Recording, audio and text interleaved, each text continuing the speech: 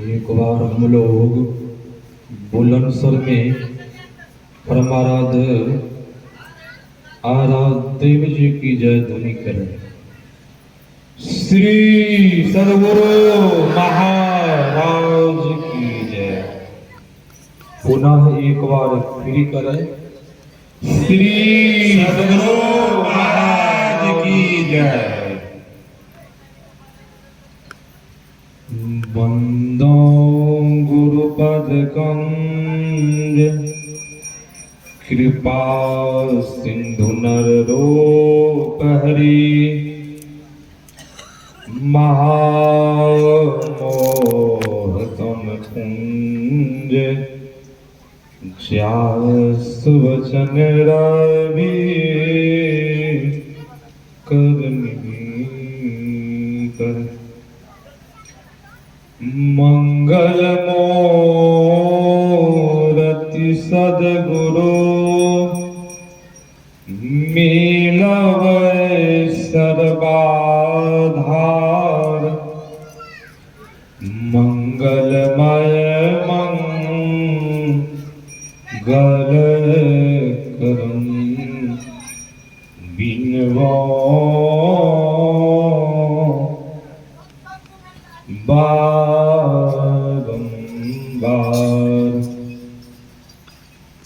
मेरा मुझ में कुछ नहीं, जो कुछ है प्रभु तो तेरा तुझको सौंपता। क्या लागत प्रभु मोर। श्री सद्गुरु महाराज की जय। परमाराध्य आराध्य देव जी की श्री जुगल चरणों में कोटि सह नमन। मंच पर मंचासीन पूज्यपादाचार्य स्वामी श्री पूर्ण चेतन जी महाराज की श्री जुगल चरणों में कोटि सह नमन। मंच पर मंचासीन स्वामी विनय सागर जी महाराज, भरत लाल बाबा, आदरणीय हमारे मन संचालक श्री अरविंद बाबू, मंच पर उपस्थित पूज्य गुरुजन, सत्संग में उपस्थित धर्म प्रेमी माताओं एवं बहनों, सबों को मेरा नमन है। अभी हम आप श्री रामचरितमानस से पाठ सुन रहे थे। पाठ में हम आप सुन रहे थे भक्ति की विशेषता, भक्ति की महिमा। संत महापुरुष कहते हैं भक्ति नहीं करेंगे, भजन नहीं करेंगे तो बहुत बड़ी हानि हो जाएगी। बहुत बड़ी हानि क्या होगी? ये मनुष्य का शरीर जो मिला है सज्जनों, मनुष्य का शरीर नहीं मिलेगा। इस शरीर बार बार नहीं मिलता है। ईश्वर की महती कृपा होती है तब जीव को मनुष्य का शरीर मिलता है। मनुष्य का शरीर किस लिए मिलता है? भजन करने के लिए। सोने के लिए नहीं मिला है, खाने के लिए शरीर नहीं मिला है। शरीर मिला है भजन करने के लिए। बाबा कबीर ने कहा भक्ति निशानी मुक्ति की। संत चढ़े सब धाय, जिन जिन मन आलस किया, जन्म जन्म पछताए। बाबा कबीर कहते हैं, जो मानव भजन करने में आलस करते हैं, वो मानव जन्म जन्म पछताता रहेगा। पछताता क्या रहेगा कि शरीर छूटेगा, पशु का शरीर मिल जाएगा, जानवर का शरीर मिल जाएगा। किसी को पसंद है जानवर का शरीर, पशु का शरीर, गधा का शरीर, बैल का शरीर? किसी को है पसंद? किसी को पसंद नहीं है। भक्ति निशैनी, निशैनी के बाद जो आई है, निशैनी का अर्थ होता है सीढ़ी। भक्ति जो है मुक्ति की सीढ़ी।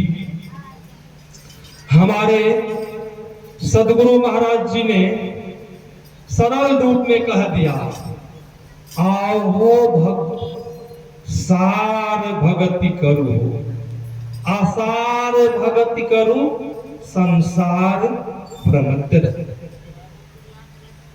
यहां आप लोग कहेंगे महाराज सार और आसार की जो चर्चा बार बार सत्संग में होती है, ये सार आसार क्या है? बहुतों जो सत्संगी है उनको पता है सार आसार भक्ति क्या है। जो सज्जनों सत्संगी नहीं है, जो सत्संग में नहीं आते हैं, उनको पता नहीं है सार आसार भक्ति क्या है, सगुण निर्गुण क्या है, उनको पता नहीं है। सदगुरु महाराज जी ने कहा सरल रूप में, सार भक्ति जब करेंगे तो संसार में भ्रमण करना होगा कि आओ भक्त सार भक्ति करो, आसार भक्ति करो, संसार भक्ति। आसार भक्ति जब करेंगे तो संत महापुरुष ऋषि कहते हैं वो सार क्या है? वह परमात्मा सार है। वह सार भक्ति हम आप कहाँ करेंगे?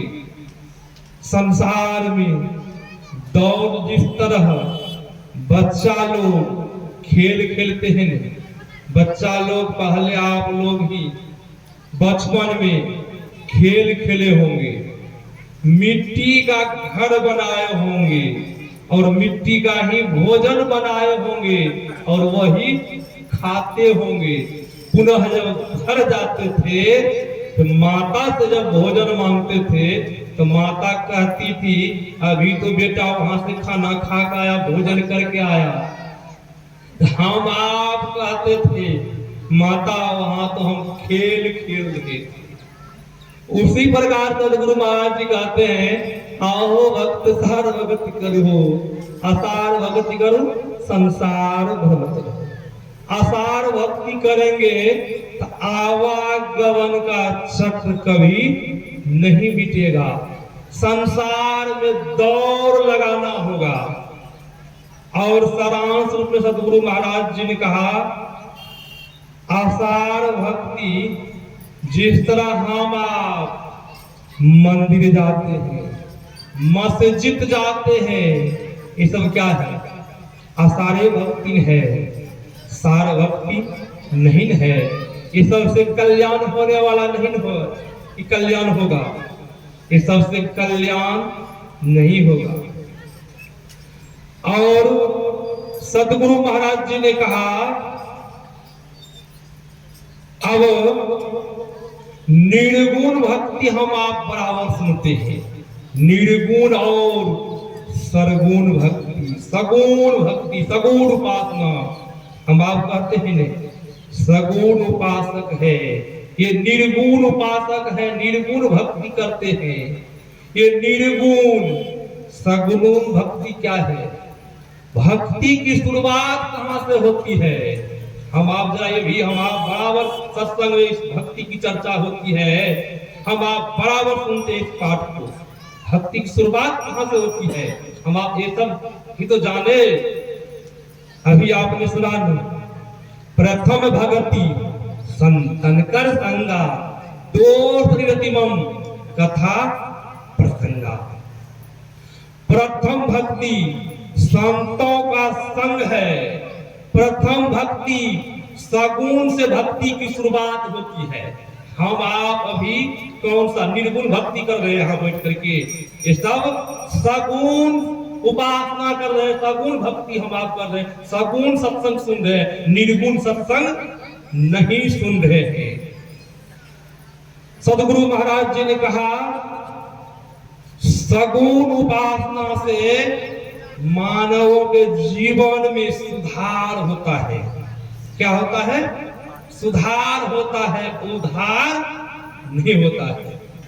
जिस तरह सगुण उपासना बहुतों लोग करते हैं, मंदिर में जाकर के पूजा पाठ अर्चना करते हैं, तो उनमें धीरे धीरे सुधार होता है नहीं। दान करने का भावना उनको जगता है नहीं, धर्म काम करने का मन होता है नहीं, तो सुधार हुआ नहीं। इस सत्संगों में बहुत लोग जो सत्संगी नहीं है वो भी आते हैं, सत्संग को सुनते हैं, सगुण उपासना को सुनते हैं। सुनते सुनते उनमें सुधार आ जाता है, पंच पाप करना छोड़ देता है और कहता है मैं भी अब संत मत से जुड़ जाऊंगा। ये क्या है? सगुण भक्ति है। सगुण भक्ति संतों के संग से शुरुआत। संत आप कहेंगे महाराज जहां संतों का संग नहीं हो तो वहां हम क्या करेंगे? कि जहां संतों का संग नहीं हो वहां हम आप क्या करेंगे? वहां कैसे संग करेंगे? परम संत बाबा देवी साहब ने सदगुरु महाराज जी से कहा था, लाला संतों की वाणी चिट्ठी है। पहले चिट्ठी चलती थी न, चिट्ठी भेजते थे न, चिट्ठी पहुंचती थी। जब लोग चिट्ठी को पढ़ते थे तब खुशी होती थी, जब उसमें अशुभ समाचार रहता था तो लोगों को दुख होता था कि चिट्ठी पढ़ करके। परम संत बाबा देवी साहब ने कहा, लाला संतों की वाणी चिट्ठी है। चिट्ठी आधी मुलाकात है। क्या है? आधी मुलाकात। किसी को आधी मुलाकात हो जाए, एक दिन सज्जनों पूरी मुलाकात भी हो जाएगी, पूरी मुलाकात नहीं होगी।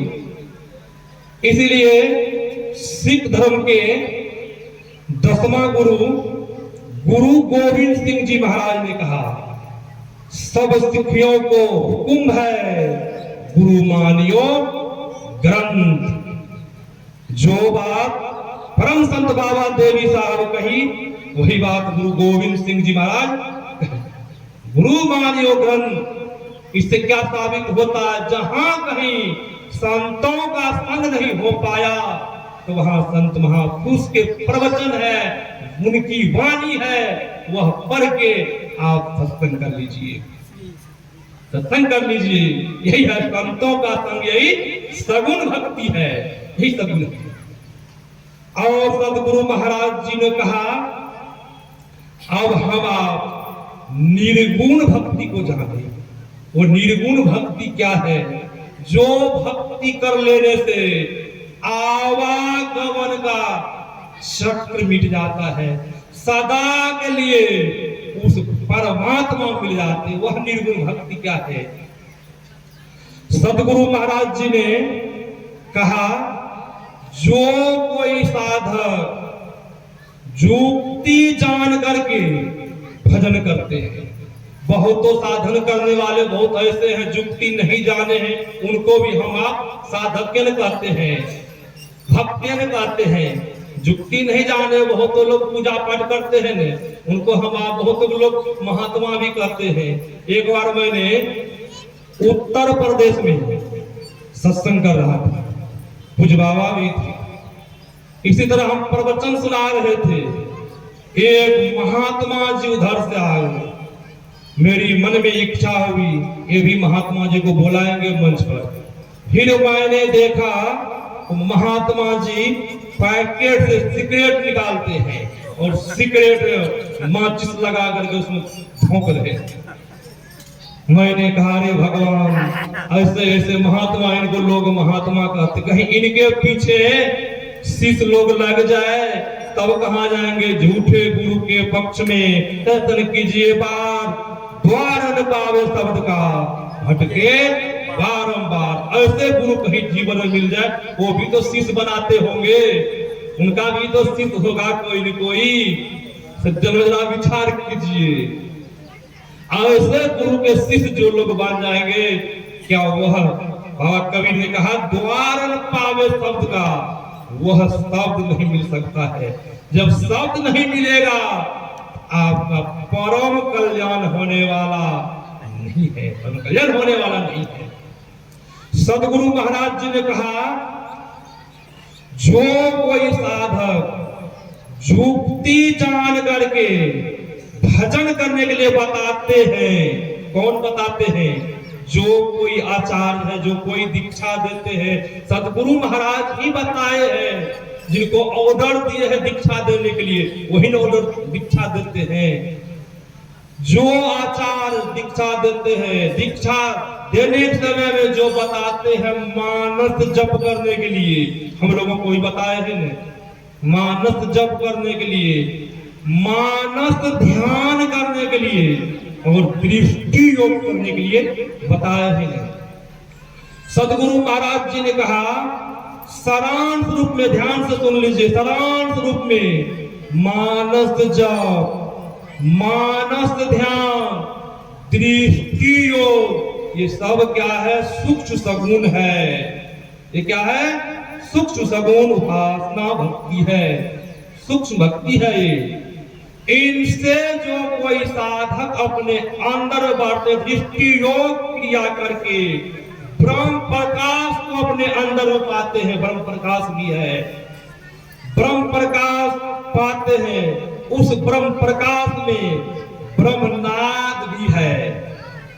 जो कोई साधक साधिका उस ब्रह्मनाद का अभ्यास करते हैं, उस नाद को पकड़ने की कोशिश करते हैं, उस नाद में गुण होता है, जिस तरह चुंबक में गुण होता है, चुंबक इधर खींचता है, लोहा के दीजिए तो इधर खींचेगा, अपना तरफ खींचता है, उसी तरह वो ब्रह्मनाद में गुण है, वो ब्रह्मनाद अपना तरफ खींचता है, वही है निर्गुण निराकार भक्ति, वही निर्गुण निराकार भक्ति है।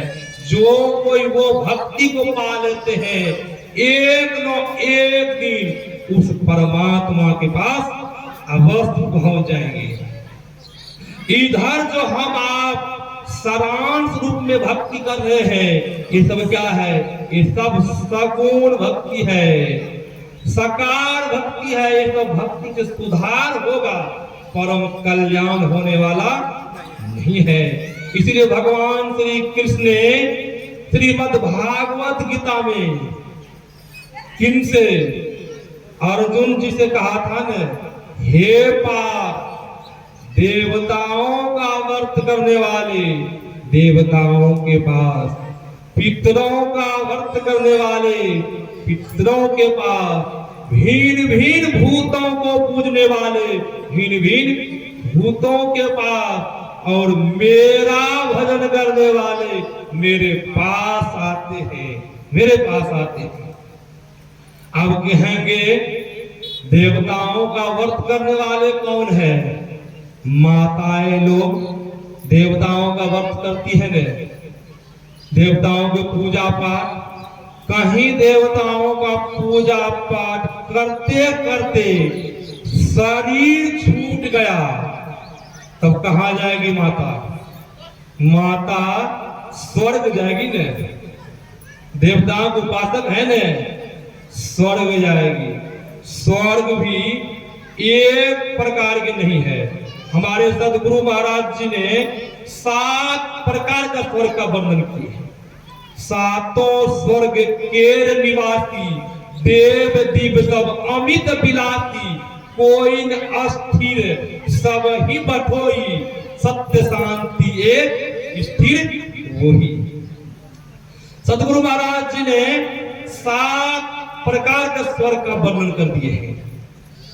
वह माई स्वर्ग में जाएगी। पुनः स्वर्ग के पूंजी खत्म होने पर हम आप बराबर सुनते हैं नर्तन दुर्लभ देव को।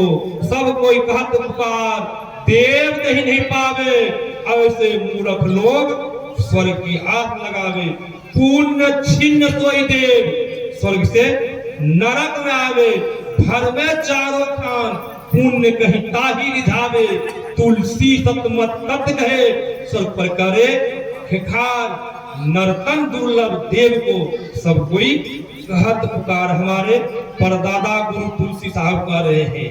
ऐसे मूर्ख लोग स्वर्ग के आस लगाते हैं और स्वर्ग में भी वहां पर कोई अस्थिर नहीं है, वहां से भी आना पड़ता है। हमारे साथ गुरु महाराज जीविका दिया सब ही बटोही, वहां पर भी सब बटोही राही है। वहां स्थिर कोई नहीं। स्थिर कौन है? सत्य शांति स्थिर वो ही परमात्मा स्थिर है और कोई संसार में स्थिर नहीं।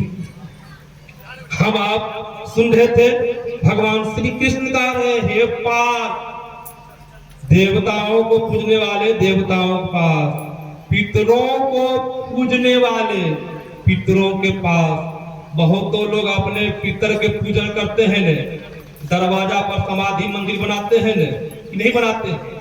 बहुतों लोग बनाते हैं समाधि मंदिर। बहुतों लोग काशी बनारस प्रयाग में उनके नाम पर पिंड दान भी करते हैं ने, वहां से आते हैं गांव समाज में भोज भंडारा भी करते हैं ने। स्वाभाविक रूप से इसी तरह पूजा चलता रहा, पाठ चलता रहा।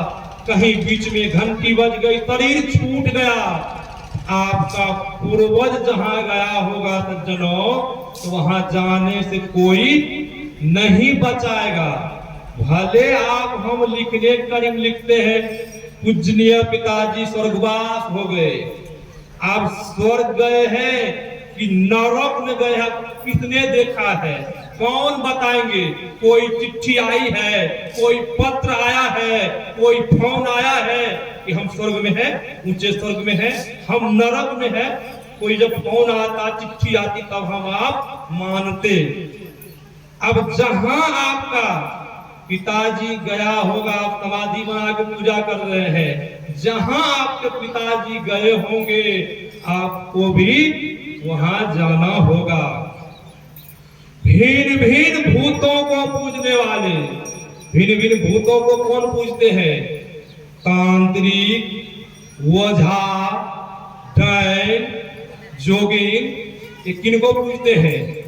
भिन्न भिन्न भूत पिशाच को पूजते हैं। कहीं शरीर छूट गया तो भूत कहाँ रहते हैं? किसी को लगता है क्या कहते भूत? हम तो फलाना गाछ पर रहते हैं, नहीं कहते हैं? अब विचार कीजिए, भिन्न भिन्न भूतों को पूजना, आपका शरीर छूटेगा, जहां वो भूत गया होगा भूत योनि में आपको भी जाना होगा। जाने से कोई नहीं बचा पाएंगे, जाना ही पड़ जाएगा। फिर भगवान श्री कृष्ण कहते हैं जो मेरा पूजन करते हैं, जो हमको मानते हैं, वो मेरे पास आते हैं। देख कितना लाभ है। जो कोई भगवान को मानते हैं, भगवान के पूजा करते हैं, आराधना करते हैं, भक्ति करते हैं, तो कहाँ जाएंगे? भगवान के पास जाएंगे। कितना लाभ है। अभी हम आप सुन रहे थे न, जाति पाति कुल धर्म बड़ाई, धन बल परिजन गुण चतुराई। कोई जाति में ऊंच जाति को हो, ऊंच जाति ब्राह्मण क्षत्रिय ये सब अपना आप ऊंच मानते हैं न। इधर वेद है और शूद्र है, चार जाति का वेद में वर्णन है। आप ब्राह्मण जाति के हो, अब पूजा पाठ नहीं करे तो भगवान राम कह रहे मुझे प्यारा नहीं है, मुझे प्यारा नहीं है। क्यों नहीं प्यारा है? उस जाति के है, देखने में बहुत सुंदर है, प्यारा होना चाहिए। भगवान कह रहे नहीं, मुझे प्यारा नहीं है। क्षत्रिय हो, उनके अंदर भजन नहीं हो, भगवान श्री राम का वो भी मुझे प्यारा नहीं है। शूद्र हो, उनके अंदर जब भजन है, भक्ति है, तो भगवान राम का वो मुझे प्यारा है। इसीलिए पलटू साहब ने कहा, साहब के दरबार में केवल भक्ति प्यार, साहब भक्ति में राजी। साहब जो है उनको कुछ नहीं चाहिए, तो वो किस में राजी है? केवल भक्ति में राजी है। हम आप जो साहब को उतना कुछ कहेंगे महाराज, उतना कुछ जो चोर चढ़ौआ चढ़ाते हैं, साहब को राजी नहीं है।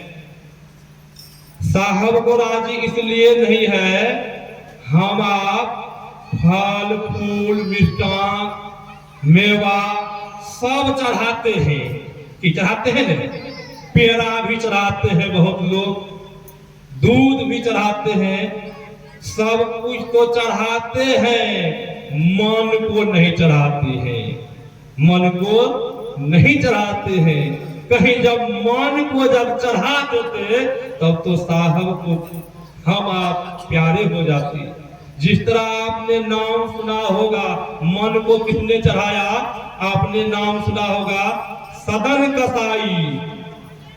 सदन कसाई हत्यारे, डाकू थे, मांस काटते थे, बेचते थे, कि हम आप इतिहास भी जानते हैं ने। सदन कसाई थे, उनका काम ही था मांस काटना, बेचना। और सदन कसाई देखिए, संसार के जिस तरह हम आप फल फूल चढ़ाते हैं, रसगुल्ला, बर्फी, टिकरी, मेवा, फल फ्रूट चढ़ाते हैं ने, सदन कसाई ये सब नहीं चढ़ाए थे। सदन कसाई मांस काटते थे और नारायण क्या कहते थे? नारायण नारायण के जप लगाते थे एनी टाइम। अब कोई भी ग्राहक आते थे, सदन कसाई नारायण नारायण मांस काट के बेचते थे, नारायण नारायण का जप करते थे। 24 घंटा सदन कसाई नारायण नारायण का जप लगाते रहते थे। एक दिन होता क्या है, सदन कसाई को कहीं जाना था, जा रहे थे, सदन कसाई के पैर में ठोकर लगा। सदन कसाई ने देखा बहुत सुंदर पत्थर है। वो सज्जनों, पत्थर नहीं था, वो शालिग्राम भगवान थे। सदन कसाई देखा बहुत सुंदर पत्थर है, ये पत्थर मांस बेचने में काम आ जाएगा, तर्जू पर काम आ जाएगा। पहले पत्थर से ही तौलते थे, गांव देहात में भी पत्थर से ही तौलते थे। 20 किलो का पत्थर होता था, 15 किलो का पत्थर होता था, 10 किलो का पत्थर होता था। और जब कहीं जब लोग बैल गाय से जाते थे, जब पत्थरों को देखते थे तो लोग गाड़ियों बोझ लेते थे, तोलने में काम आएगा कि ऐसा हम आप करते। इसी तरह सदन कसाई भी वो पत्थर को ले आते हैं, दुकान पर लाया। जब उस पत्थर से तौलते थे, अब किसी को देना था 1 किलो मांस, तो वो पत्थर 1 किलो ही तौलता था। किसी को देना था 5 किलो मांस, तो पत्थर 5 किलो ही तौलता था। दूसरा पत्थर देने की जरूरत नहीं पड़ता। एक ही पत्थर से 10 किलो, 15 किलो, 25 किलो मांस एक ही पत्थर से तौलते थे। ग्राहक ने देखा एक ही पत्थर से सदन कसाई किसी को 5 किलो देना होता है, किसी को 1 किलो देना होता है, सबों को एक ही पत्थर से तोड़ते हैं। सदन कसाई की कीर्ति फैल गई गांव समाज में, प्रशंसा होना शुरू हो गया। उसी गांव में एक ब्राह्मण रहते थे। वो जब सुना, उनका मन में हुआ सदन कसाई की दुकान पर चलना चाहिए, जा करके देखना चाहिए चमत्कारी क्या चीज से चमत्कार दिखाते हैं। ऐसा कौन सा पत्थर है, जाकर के देखना चाहिए। अब सदन कसाई के दुकान के पास तो आए, दुकान से पहले रुक गए। ब्राह्मण के मन में हुआ, लोग देखेंगे तो क्या कहेंगे, ब्राह्मण पंडित होकर के वेदों के पाठ करवाते हैं सबों को और मांस ले रहे हैं कि ऐसा गांव समाज के लोग कहेंगे। आप उनको लाजिया शर्मिंदा से वही दूर ही में रुक जाते हैं। फिर मन ही मन सोचते हैं, ब्रह्मन देव जब यहां तक आ ही गए हैं, एक बार चल करके देखते हैं, चल करके देखते हैं। साहस करके सदन कसाई के पास पहुंचते हैं। सदन कसाई नारायण नारायण का जप कर रहे थे और जो कोई ग्राहक आते थे ब्रह्मन देव भी देख रहे हैं। जो कोई ग्राहक आते थे उसी पत्थर से तौल करके मान देते थे। कोई 1 किलो लिया, कोई 2 किलो लिया, कोई 5 किलो लिया, सबको एक ही पत्थर से तौल के दे रहे हैं। ब्रह्मन देव को बड़ा आश्चर्य हुआ। ब्रह्मन देव समझ गए ये शालिग्राम भगवान है, साधारण पत्थर नहीं है। अब ब्रह्मन देव ने कहा, सदन ये पत्थर मुझे दे दो। संत जो होते हैं उनको कोई लोभ नहीं होता हृदय में, वो कांच की अलमारी के समान होता है। जो संत सच्चे संत होते हैं, जिस तरह हमारे सदगुरु महाराज जी के समकालीन में 14 भाषा के ज्ञाता भिक्षु जगदीश काश्यप जी आए थे। उनके अधिवेशन में, जब अधिवेशन में आए थे सदगुरु महाराज जी का अधिवेशन में, सदगुरु महाराज जी का प्रवचन हो रहा था। और जब सदगुरु महाराज जी का प्रवचन समाप्त हुआ, आरती हुई, तो सदगुरु महाराज जी के लिए पहले फूस की झोपड़ी बनती थी पंडाल के बगल में। सदगुरु महाराज जी से मिलने के लिए गए, सदगुरु महाराज जी के दर्शन वर्शन किए और सदगुरु महाराज जी बोले, जगदीश काश्यप जी को रहने के लिए रूम दिया जाए। उनको रहने के लिए रूम दिया गया। जगदीश काश्यप के रात्रि में उनकी आंख 2:30 बजे खुल जाती है। जगदीश काश्यप सोच मैदान जाते हैं। जब उधर से लौटते हैं, देखते क्या है, घंटी बज रही है। पंडाल में लाखों संख्या की भीड़ थी। जगदीश काश्यप मन ही मन सोचा, रात तो होता है सोने के लिए, अब ही किस लिए घंटी बज रही है। जगदीश काश्यप जी को बड़ा आश्चर्य हुआ। फिर वार्निंग घंटी हुई, सब श्रद्धालु लोग उठ करके बैठ गए, नल पर जाकर के मुंह हाथ को धोए। फिर पुनः घंटी, पूर्ण घंटी बजती है। जो ध्यानाभ्यास में गए उनको पता है वार्निंग घंटी बजती है, इसलिए चेतने के लिए चेत का आप सचेत हो जाइए। आप मुंह हाथ धो करके आप पूर्ण घंटी बजेगी तो आप ध्यान में पुनः बैठ जाइए। और जब पूर्ण घंटी बजी तो जगदीश काश्यप देखते क्या, सब श्रद्धालु जितने पंडाल में श्रद्धालु लोग थे सब ध्यान में बैठ गए। जगदीश काश्यप जी को बड़ा आश्चर्य हुआ कि इस समय महर्षि जी क्या कर रहे हैं। महर्षि जी को देखना चाहिए।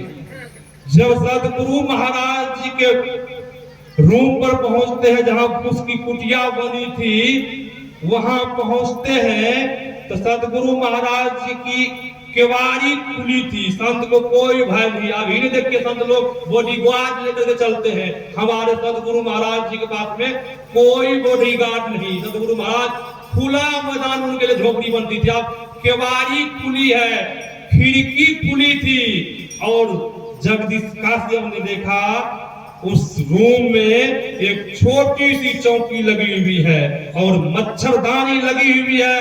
सदगुरु महाराज ध्यान में बैठे हैं। हमारे सदगुरु महाराज ध्यान में बैठे हैं। जगदीश काश्यप को बड़ा आश्चर्य हुआ कि मैंने बोधित ग्रंथ में पढ़ा था, भगवान बुद्ध ध्यान करते थे, उनके भिक्षु लोग भी एक साथ बैठकर ध्यान करते थे। आज महर्षि जी के इतने श्रद्धालु शिष्य है, सब ध्यान कर रहे हैं और महर्षि जी भी ध्यान कर रहे हैं। सुबह हुई, जब सत्संग शुरू हुआ, ईश स्तुति हुई, पाठ हुआ। सदगुरु महाराज जी कहते हैं, भिक्षु जगदीश काश्यप जी को कुछ बोलने के लिए माइक दिया जाए। जब भिक्षु जगदीश काश्यप जी को माइक दिया गया, तो भिक्षु जगदीश काश्यप जी ने कहा, मैंने बोधित ग्रंथ में पढ़ा था, भगवान बुद्ध अपने भिक्षु के साथ ध्यान करते थे। आज मुझे इस पवित्र मंच पर महर्षि जी के रूप में भगवान बुद्ध दिख रहा है। मुझे भगवान बुद्ध दिख रहा है इस मंच पर, पवित्र मंच पर। ऐसे हमारे सदगुरु महाराज जी थे, जो संत होते हैं। अब यहाँ पंडित जी को लोभ आ गया है न, शालिग्राम पत्थर को देख करके। अब सदन कसाई से कहते हैं, सदन ये पत्थर मुझे दे दो। सदन कसाई बोले, ले जाइए पत्थर। अब ब्रह्मन देव शालिग्राम भगवान को ले आते अपना यहाँ, और पूजा पाठ बढ़िया से घर को पवित्र ढंग से धो करके, फूल पात बेलपत्र चढ़ा करके भगवान शालिग्राम को रखते हैं। जिस तरह हम आप फूल बेलपत्र चढ़ाते हैं, उसी तरह सदन कसाई भी शालिग्राम भगवान को ब्रह्मन देव रखते हैं। हम आप भी फूल पत्र चढ़ाते हैं और ब्रह्मन देव भी फूल पत्र चढ़ाए हैं। और देख लीजिए, सदन कसाई मन से भगवान के नाम लेते थे न। अब भगवान शालिग्राम का स्थापना करते हैं। रात्रि हुई,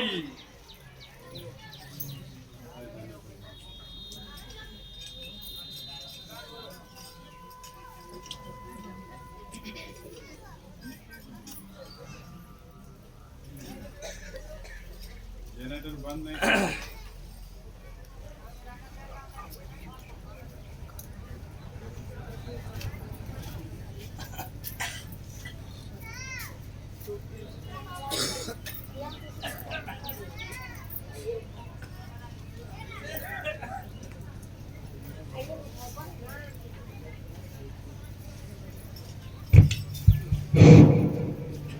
श्री सदगुरु महाराज की जय। तो हम आप क्या सुन रहे थे? ब्रह्मन देव के यहाँ ब्रह्मन देव शालिग्राम का स्थापना किए हैं। रात्रि हुई, आकाशवाणी होती है। शालिग्राम भगवान कहते हैं, ब्रह्मन देव मुझे उसी कसाई के यहाँ दे आओ। मैं कसाई के यहाँ तर्जू पर रहता हूँ और बड़ा खुश होकर रहता हूँ। मुझे उसी कसाई के यहाँ दे आओ। मैं आपके यहाँ नहीं रहूंगा, मुझे पसंद नहीं है। अब जब आकाशवाणी सुनते हैं ब्रह्मन देव, सुबह हुई, ब्रह्मन देव भगवान शालिग्राम को लेते हैं सिर पर और सदन कसाई के पास पहुंचते हैं। सदन कसाई ने देखा ब्रह्मन देव फिर लेके आ गया ये पत्थर को। तो सदन ने पूछा, प्रभु आप तो ले गए थे इनको आदर के साथ, पुनः फिर क्यों देने के लिए आ गए? तो ब्रह्मन देव ने कहा, ये भगवान शालिग्राम आप ही के यहाँ रहेंगे, मेरे यहाँ रहना पसंद नहीं किए। ये भगवान शालिग्राम है। भगवान शालिग्राम बोले, सदन कसाई भले मुझे तर्जू पर रखते हैं और सदन कसाई 24 घंटा नारायण नारायण का जप करते हैं, इसीलिए मुझे उनका जप पसंद है, मुझे नाम पसंद है। ब्रह्मन देव, आप तो ब्रह्मन देव है, 2 घंटा बहुत बहुत नाम लेते हैं, फिर पुनः नाम नहीं लेते। इसीलिए मुझे सदन कसाई पसंद है, भले मुझे तर्जु पर लगता है, मुझसे मांस तलता है, मुझे सदन कसाई यहाँ ही पसंद है। जब सदन कसाई ने सुना ये साली भगवान है, इस तरह भगवान ने कहा, तो सदन कसाई ने उसी समय सज्जनों प्रण कर लिया। प्रण क्या किया? जब साली भगवान ब्रह्मन देव आपसे इस तरह कहा, तो मैं आज दिन से मीठ मांस नहीं बेचूंगा, नहीं किसी को दूंगा। साली ग्राम भगवान को मैं तर्जु पर, मीठ के तर्जु पर मैं नहीं रखूंगा। आज दिन से मैं साली ग्राम का पूर्ण रूपेण भक्त बन जाऊंगा। और बन गया। आज देखिए इतिहास में उनका नाम है। हम आप ब्रह्मन देव, हम आप फूल पत्र को चढ़ाते हैं, हम आप इस मन को नहीं चढ़ाते। कहीं मन को जब चढ़ा लेंगे तब हम लोगों का जीवन का सार्थक हो जाएगा न, भक्ति पूरी हो जाएगी न। मन को हम आप नहीं चाहते, भले तान से दिखाते हैं, बहुत लोगों को देखिए न मुड़ी डोला डोला कर ध्यान करते हैं, हमें लोग ध्यानी कहे। बहुत लोगों को देखिए दिखा दिखा के पूजा पाठ करते, हमें लोग महात्मा कहे कहलाने के लिए। सज्जनों, कहलाने से कुछ नहीं मिलने वाला है। जब तक जीवन में नहीं करेंगे, मन को पूर्ण रूपे सतगुरु के चरण में नहीं अर्पण करेंगे, इसलिए सतगुरु महाराज का तन मन धन को अर्पित करे, गुरुपद सेव करे, मैं ही आज्ञा पार दुष्ट भवे सुख से। तब आपका तरना होगा। इधर आप नहीं कर सकते हैं, देखावटी भक्ति से भक्ति नहीं होगी। संसार में मान सम्मान मिल जाएगा, मान सम्मान मिलने से आपका परम कल्याण नहीं होगा। तो हम आप सुन रहे थे, गुरुपद पंकज सेवा, तीसरी भक्ति अमान, चौथी भक्ति मम गुणगन करई कपटता जी ज्ञान। जो कोई घमंड को छोड़ करके गुरुओं की सेवा करते हैं, वही तो तीसरी भक्ति है। जो कोई कपट को छोड़ के गुणगान करते हैं, गुणगान जो कोई हम लोगों को स्तुति मिली है करने के लिए बताए हैं ना, स्तुति करने के लिए प्रति जो कोई कपट को छोड़कर स्तुति विनती करते हैं, वही तो है चौथी भक्ति। और हम लोगों को जो मंत्र मिला है, मंत्र जाप हम दृढ़ विश्वासा पंचम भजन सो वेद प्रकाशा, जो मनोयोग पूर्वक मंत्र को जपते हैं, सदगुरु महाराज जी ने कहा है, हरदम रतो कब हो न हटो, तुझे छेड़ेगा नो काल। काल के मुंह से हम आप बच जाएंगे। जब हरदम रटते रहेंगे, वही है पश्चिमी भक्ति। यही आप लोगों की सेवा मैंने समय अनुसार सुनाया। कुछ बाबा से सुनेंगे, विशेष लाभ होगा। श्री